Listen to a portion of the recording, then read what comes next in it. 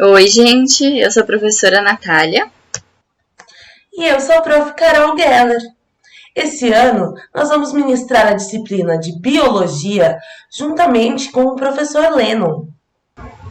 Hoje nós vamos realizar uma revisão de citologia, que é um conteúdo que vocês já tiveram ao longo do primeiro ano do ensino médio. Esse conteúdo é a base da genética, nosso primeiro assunto do terceiro ano. Bora lá? Citologia é o estudo das células. Mas o que é uma célula? Célula é a unidade funcional e estrutural de todos os seres vivos. Todos os seres vivos são compostos de células, alguns por apenas uma, os unicelulares, como as bactérias, e outros são pluricelulares, compostos por diversas células com diferentes funções, como nós. Do que é composta uma célula? Quais os tipos? As células são obrigatoriamente compostas por membrana celular, citoplasma e material genético. A forma como o material genético está organizado e algumas outras características resultam em dois tipos básicos de célula, as procarióticas e as eucarióticas. As células procarióticas são as primeiras células que surgiram no nosso planeta. Sempre se apresentam de forma unicelular, mas podem também se agrupar, formando colônias.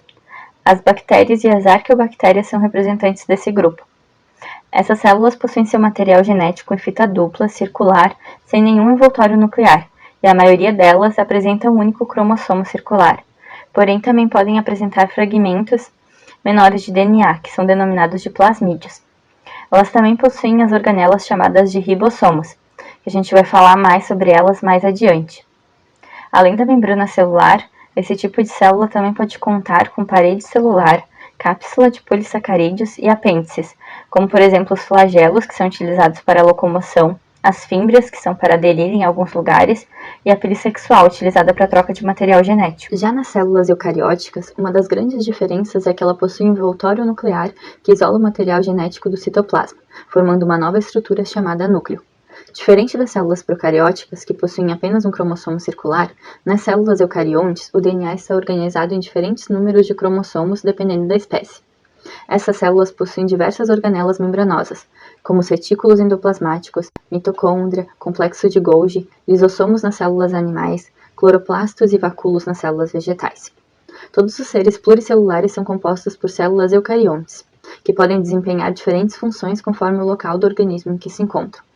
Os hepatócitos no fígado, neurônios do cérebro, até mesmo uma célula do chapéu do cogumelo, as células da pétala de uma flor, até a célula da casca da maçã que você comeu no café da manhã. Todas elas possuem células eucarióticas, nas suas diversas formas e funções. Agora vamos relembrar um pouco mais o que são essas tais organelas e quais suas funções?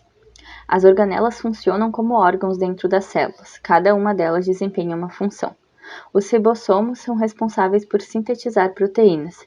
Se dividem em dois conforme o destino da proteína produzida.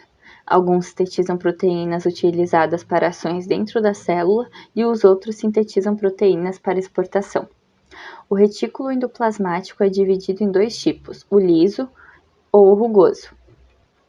O liso não possui ribossomos aderidos à sua membrana. Ele realiza a síntese de lipídios, como colesterol e hormônios sexuais. Nas células do fígado, por exemplo, desempenha uma função importante de desintoxicação, destruindo ou modificando substâncias tóxicas, como o álcool. O rugoso apresenta ribossomos aderidos à sua membrana. Sua principal função é sintetizar proteínas a serem exportadas ao meio extracelular. O complexo de Golgi é formado por bolsas membranosas empilhadas. Recebe substâncias do retículo e as armazena, transforma, empacota e secreta, principalmente para o meio extracelular. Os lisossomos atuam em pH mais ácido que a célula. São responsáveis pela digestão intracelular de substâncias, atuando na destruição de organelas desgastadas, a autofagia, e na autólise, que é a destruição completa da célula. As mitocôndrias são uma usina energética das células animais. É responsável por produzir ATP por meio do processo de respiração celular aeróbica, que é a obtenção de energia do alimento utilizando o gás oxigênio. Ela possui DNA próprio, que é sempre herdado da mãe. O cloroplasto é presente em células vegetais e é responsável por realizar a fotossíntese, sendo repleto do pigmento clorofila. Os centríolos atuam na divisão celular animal, auxiliando na movimentação dos cromossomos e também na formação de cílios e flagelos, estes últimos presentes em células como o espermatozoide. Os peroxissomos produzem enzimas digestivas responsáveis por metabolizar água oxigenada, oxidando substâncias orgânicas. Ok, agora já sabemos tudo sobre as organelas, então vamos aprofundar um pouco sobre as características do núcleo e do material genético, porque afinal é o que mais vamos precisar para o estudo de genética desse ano. O núcleo celular é uma estrutura característica dos eucariontes. Dentro dele está um material genético responsável pelas características hereditárias dos organismos e pelo controle das atividades da célula. Ele é composto pela carioteca, pela cromatina, pelos nucleolos e nucleoplasma.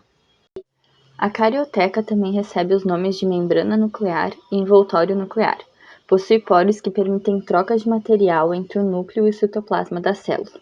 Envolve os outros componentes do núcleo, o nucleolo e o nucleoplasma, e também a cromatina, que é o material genético. O nucleoplasma é o líquido onde os componentes do núcleo estão imersos.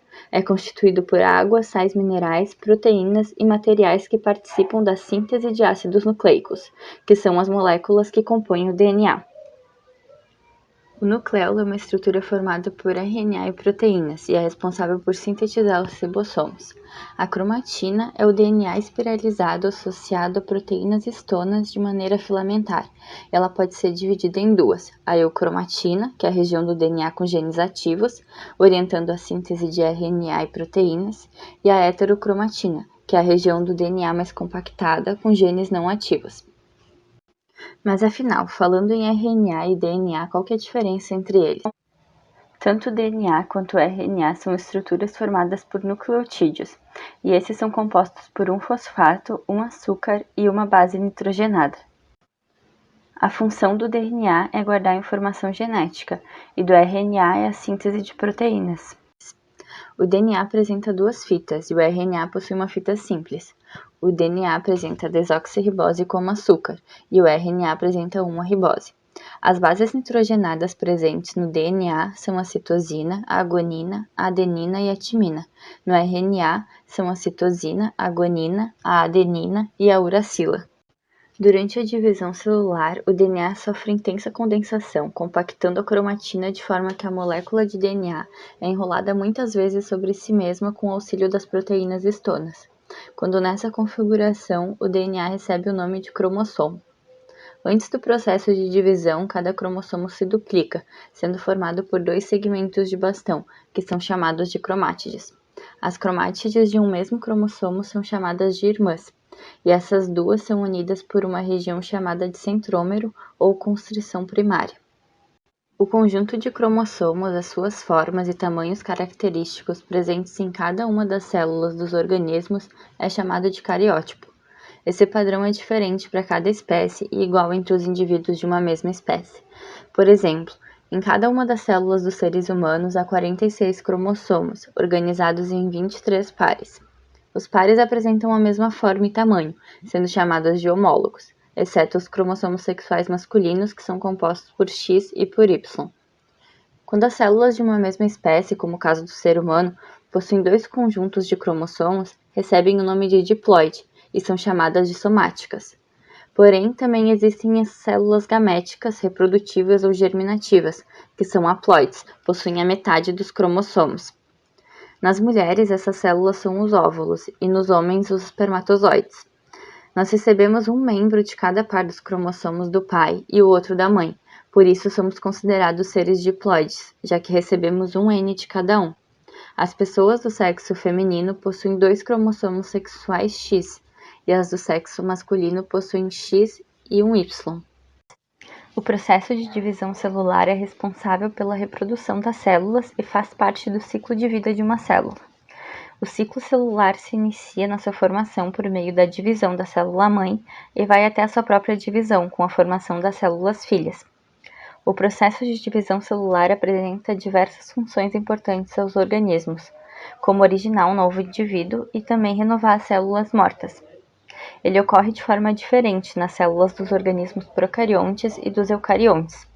Por exemplo, no caso das bactérias, que são procariontes, o DNA se duplica e o citoplasma se divide em duas partes. E cada parte desse citoplasma dividido, que é uma nova célula, fica com uma cópia do DNA.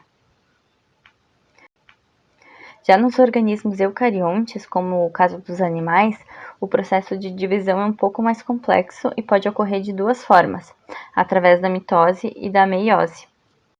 No caso da mitose, uma célula-mãe origina duas células filhas com o mesmo número de cromossomos e as mesmas informações genéticas da célula-mãe.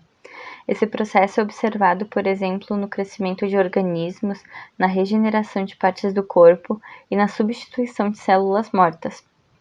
Já a meiose ocorre nas células sexuais, em que uma célula-mãe diploide, 2N, sofre duas divisões e forma ao final 4 células filhas haploides, que têm um N só, ou seja, com a metade dos cromossomos da célula-mãe. Esse é o mecanismo mais comum de reprodução dos organismos unicelulares eucariontes e também é o processo que forma os seres pluricelulares.